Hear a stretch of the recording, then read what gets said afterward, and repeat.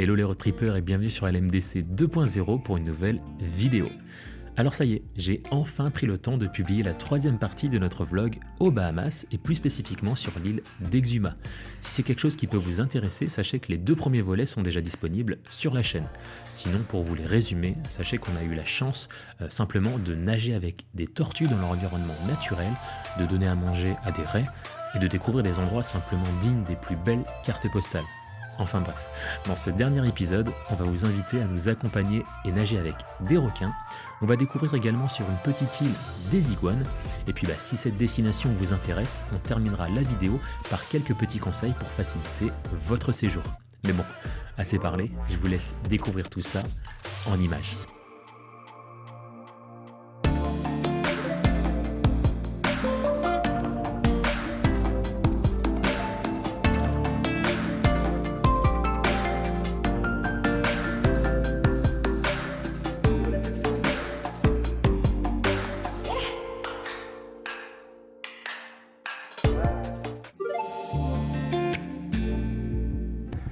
Nouvelle étape, nouvelle escale, donc là on va aller voir les requins. J'ai pris mon iPhone pour filmer puisqu'en fait les caméras ne sont pas autorisées. Donc du coup je fais filmer avec l'iPhone et le slow action. Allons voir ça de plus près.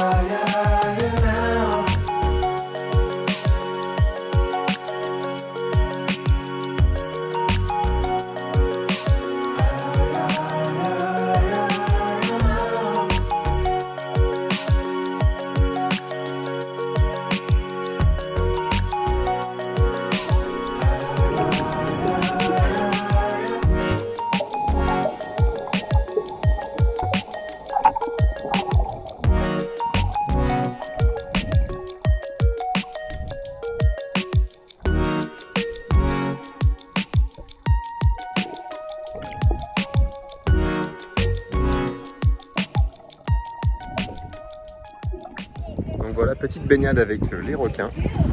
Expérience bien sympathique, hein, même si on sait qu'ils sont inoffensifs, ça fait toujours un petit peu peur. Mais bien cool, vraiment bien cool. Alors nous voici rendus à au dernier arrêt de notre excursion. Donc là on est sur une petite île où on va retrouver des iguanes, comme vous pouvez le voir juste derrière moi. Donc c'est vraiment très marrant là encore, on n'a pas l'habitude de voir ça tous les jours.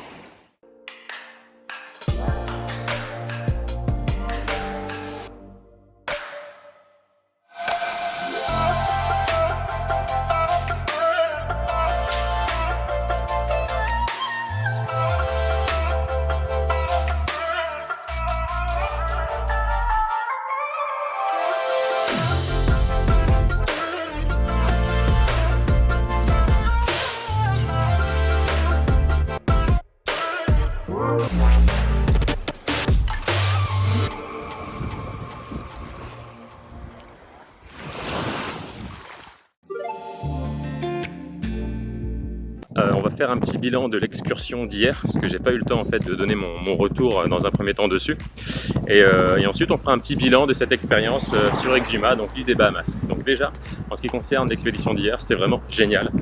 C'était la première fois pour moi et également pour Hello qu'on était confronté à des paysages vraiment magnifiques, des eaux cristallines, des eaux turquoises. On n'a jamais eu l'occasion de voir ce genre de plage, donc c'était vraiment, j'ai pas de mots, mais vraiment oufissime.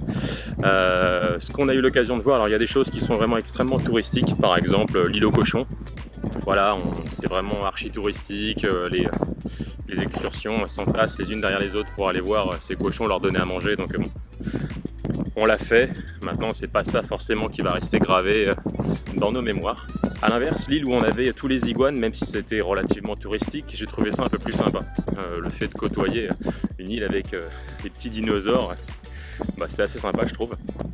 Ce que j'ai trouvé archi sympa, et Hello a le même avis que moi, c'était la grotte Thunderball Grotto, où en fait on prend nos masques, le bateau nous dépose, donc on a à nager quelques mètres. Nous ça va, l'eau n'était pas assez haute, la marée n'était pas assez haute pour qu'on ait besoin de plonger pour y accéder, donc on pouvait vraiment sans se cogner la tête y accéder. Et là c'était magique, on a vraiment vu un monde aquatique mais merveilleux avec plein de poissons. L'éclairage était simplement ouf parce que vous aviez une petite ouverture au niveau du plafond de la grotte qui laissait passer la lumière, et ça permettait de faire des photos et des vidéos mais archi magiques. Si vous avez une GoPro, une Osmotion, une caméra en tout cas qui est étanche, c'est un régal. Honnêtement, j'ai jamais utilisé ma caméra de sport aussi souvent ici qu'ailleurs. Vraiment oufissime cette grotte.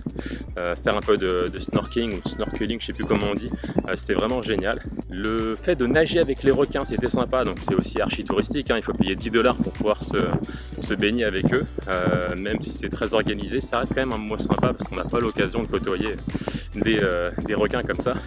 Alors oui, ils sont inoffensifs, hein, c'est pas des requins gris ou des requins blancs, mais on a quand même cette petite impression de se dire « Ouah, je nage avec des requins », donc ça vraiment, c'était vraiment archi sympa. On va terminer cette vidéo par un ressenti un peu général de l'île d'Exuma, et puis peut-être quelques conseils qu'on peut vous partager. Donc moi dans l'ensemble j'ai vraiment adoré ce séjour. On a passé combien de temps?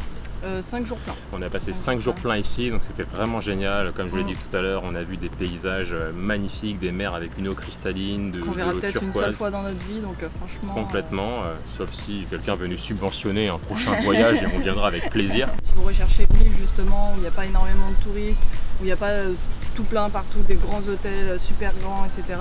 Il faut venir ici, parce qu'au moins ici, l'île elle est vraiment restée dans son jus comme on dit, elle est vraiment dans son état, je sais pas comment dire, naturel, il n'y a pas de grand complexe. C'est du vrai quoi, ouais, c'est du vrai, il n'y a pas de fake, et c'est très agréable et ça fait partie aussi de l'expérience. Donc clairement c'est vraiment une chose à faire. Si on peut vous donner un petit conseil, si vous restez plusieurs jours, c'est peut-être de louer une voiture. Parce qu'en fait, même si vous restez rien que 2 jours d'ailleurs, parce qu'on a aidé nos voisines à côté, sans voiture, elles étaient... Ouais, on a rencontré des Françaises juste à côté de chez nous qui étaient à pied. Et elles n'ont pas pu faire grand chose quoi. C'est ça, limite de prendre un taxi, c'est très onéreux. Pour faire 25 minutes et aller à la plage, on va vous demander 100 $. Aller-retour. Donc c'est énorme. Donc nous, on s'en est pas trop mal tiré. Alors, après, il faudra vérifier, mais on a payé quasiment entre 50 et 60 $ par jour pour louer une voiture. Donc on avait, pour info, un petit Nissan Cube. Je vous mets la photo juste à côté pour que vous puissiez voir à quoi ça ressemble. Mais ça permet, ouais, elle est derrière, je vous montrerai juste après. Mais ça permet vraiment de se déplacer, d'être autonome, et clairement à pied c'est compliqué. Moi j'avais ramené dans nos valises un skate et une trotte. Par contre la route elle est plein de trous, ouais, c'est très compliqué. C'est dangereux, franchement c'est vraiment très dangereux. Et petite précision aussi pour que vous voyez un petit peu au niveau du budget, sur 5 jours on a fait le nord, le sud, on a tout fait, en sachant que du nord au sud il y a vraiment 1 heure de route.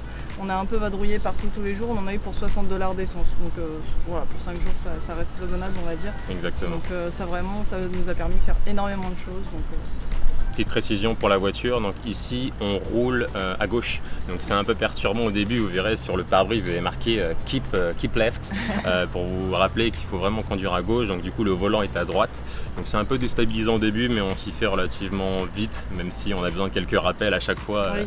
Heureusement qu'Hello était là pour me dire non mais là il faut que tu roules de l'autre côté, donc voilà, mais on s'y fait très vite. Donc prenez une voiture. Si je peux vous donner un deuxième conseil, prenez aussi de l'anti-moustique. Alors je sais pas si vous voyez avec la mise au point qui se fait normalement automatiquement.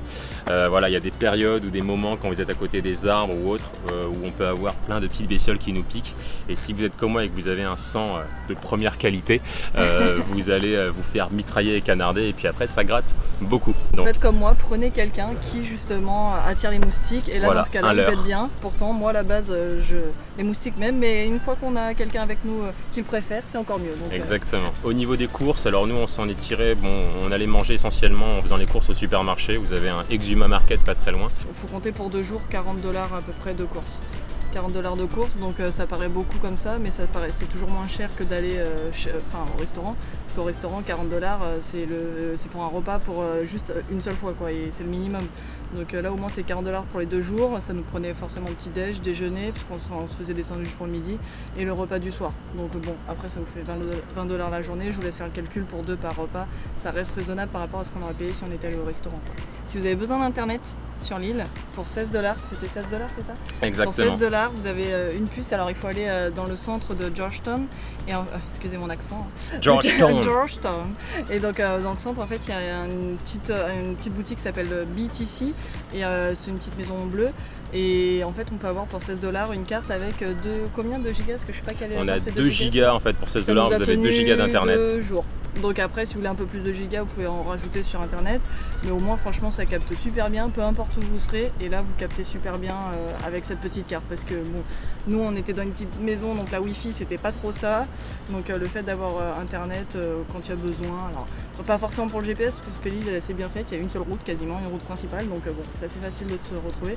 Mais si vous avez besoin, en tout cas, sachez que c'est pas très cher. Voilà.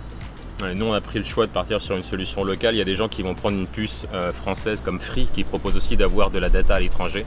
Bon, nous on l'a pris directement sur place, c'est un forfait prépayé d'une semaine, ça nous suffit largement. Et puis pour les États-Unis, on passe par un autre opérateur qui est T-Mobile, mais sinon sur place c'est BTC et c'est l'équivalent d'un Orange ou d'un Bouygues Télécom chez nous.